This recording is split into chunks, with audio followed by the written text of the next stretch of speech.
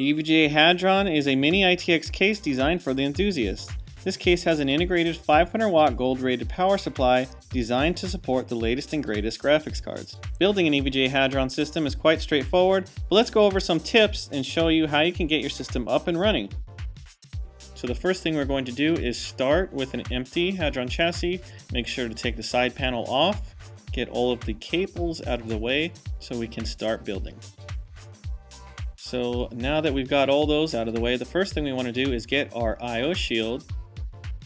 Going to go ahead and take this out of the package, and we want to install this I/O shield right onto the back of the chassis here, and that should just snap right in. Now we have our I/O shield applied. The next thing that we want to do is mount the motherboard inside the case. So you'll notice our motherboard is the Z87 Stinger, and we already put the memory on the board and we mounted the heatsink for the CPU as well. It just makes it a bit easier if you do these before putting it in the chassis.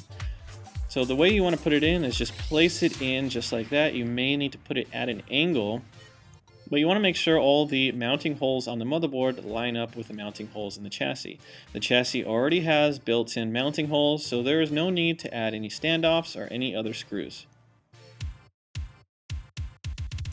After that is done, you're going to want to take a screwdriver and screw in all the included screws to hold down the motherboard.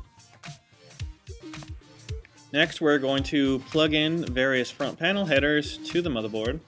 So we do have a cable here for audio. This enables the front panel audio. And next we have a cable for the front panel USB 3.0. So we're going to go ahead and plug that one into the motherboard. After you have that one installed, make sure to install the other front panel connectors as well, such as the power switch. And now it's time to install our graphics card. So the first thing you want to do is remove the screw that is located next to the PCI slots. And once that is removed, you have a small lever here that will pull down and expose two more screws.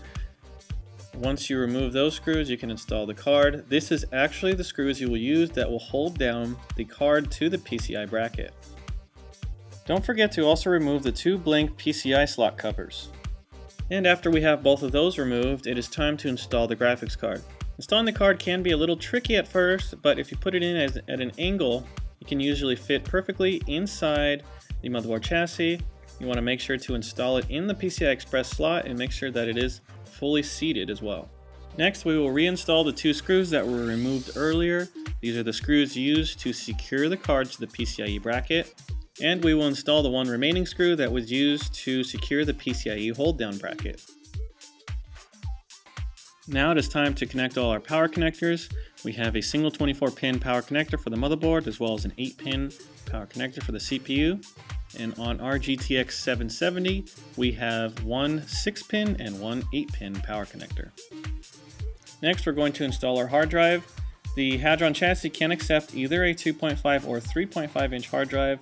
With this SSD, we're going to use a couple of screws to secure it to the removable hard drive tray.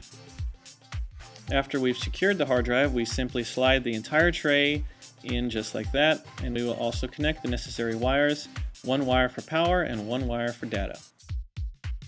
And after we've done that and tidied up some of the wires, we can install the side panel. And last but not least, we put a couple of thumb screws back in to secure the side panel. And after we've done that, our chassis is complete and we are ready to boot up the system. So there you have it, just a quick look at building your EVGA Hadron chassis. For more information on this product, please visit the EVGA website at www.evga.com/Hadron. Thanks again, and we will see you next time.